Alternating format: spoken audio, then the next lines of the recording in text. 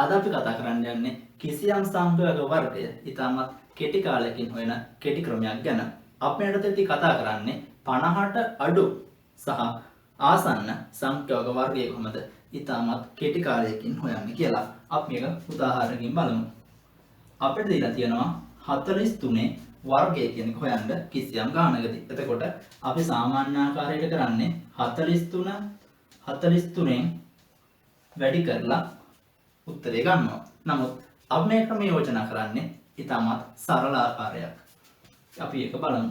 අපි මේකෙදි number සහ difference වෙනස පිළිබඳව සලකලා බලනවා. එතකොට 43 වර්ගය කියන එකේ number එක විතර ගන්නෙ 43. මේ 43. difference එක ගන්න අපි 50ත් එක්ක. එතකොට 43 කියන එක නා 50ට වඩා 7ක් අඩුයි. 7ක් අඩු නිසා difference එක ඍණ 7යි. එතකොට මේකේ කොටස් දෙකක් තියෙනවා. first part එක සහ second part එක කියලා. එතකොට second part එකට එන්න පුළුවන් සංඛ්‍යා දෙකක් විතරයි. සංඛ්‍යා දෙකයි second part එකට එන්න පුළුවන්. එතකොට first part එකට ගන්න මොකද්ද? 25ට මෙන්න මේ difference එක එකතු කරනවා. ඍණ 7 කියන එක එකතු කරනවා. second part එකට ගන්නේ difference එකේ වර්ගය. එතකොට 25ට ඍණ 7ක් එකතු කරපුවාම අපි දන්නා උත්තරේ එන්නේ 18යි. ඍණ 7ේ වර්ගය කියන්නේ 49යි. එතකොට second part එකට තියෙන්නේ සංඛ්‍යා දෙකක් විතරයි. එහෙනම් ගැටලුවක් නැහැ. උත්තරේ 1849යි කියලා අපිට ලබා ගන්න පුළුවන්.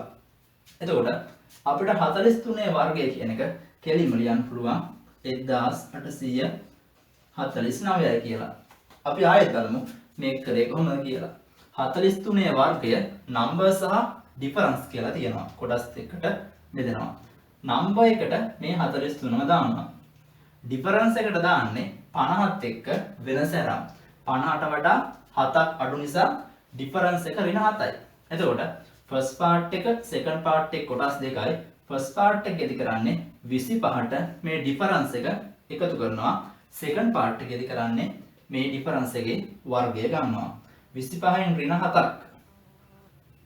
එකතු කරාම 18යි. ඍණ 7ේ වර්ගය 49යි. උත්තරේ 1849 කියලා අපිට ලබා ගන්න පුළුවන්.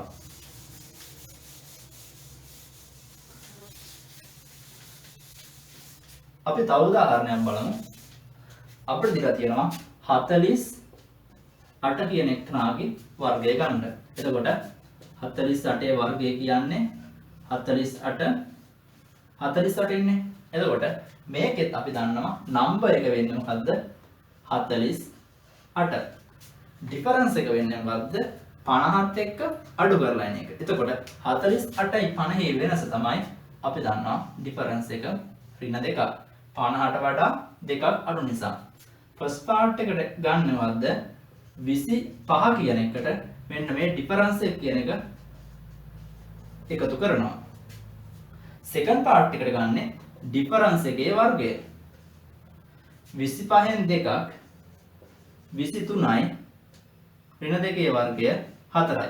නමුත් අපි මෙතන කතා කරලා තියෙනවා සංඛ්‍යා දෙකක් එන්න ඕනේ මේ second part එකට. නමුත් මෙතන එක සංඛ්‍යාවයි තියෙන්නේ. එහෙනම් අපි මෙතෙන්ට බිංදුවක් දානවා. උත්තරේ 2304යි කියලා අපිට ගන්න පුළුවන්. 2304යි.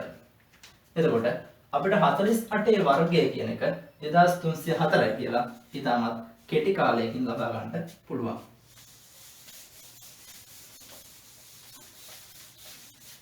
අපි තව උදාහරණයක් බලමු.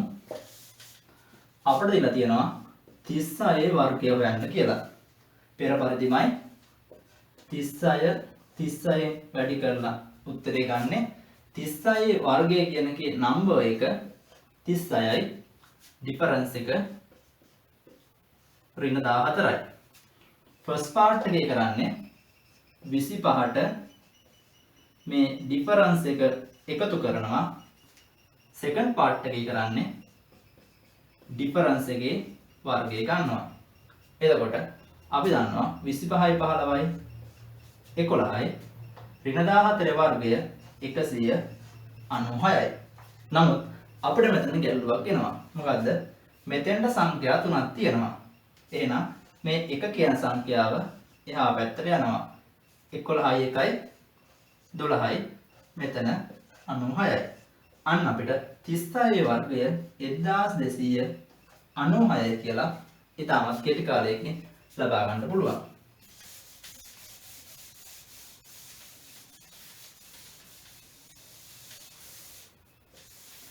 අපි තව උදාහරණයක් බලමු.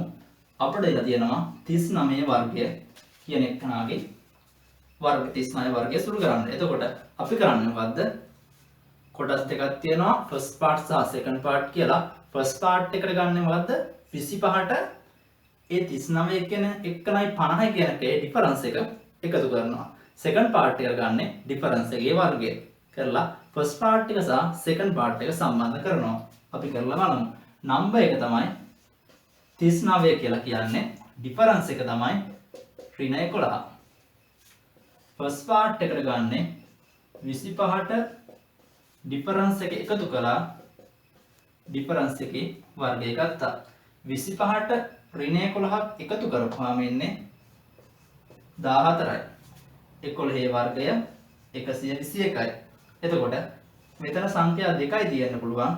මේක එහා පැත්තට යනවා 1521යි උත්තරේ.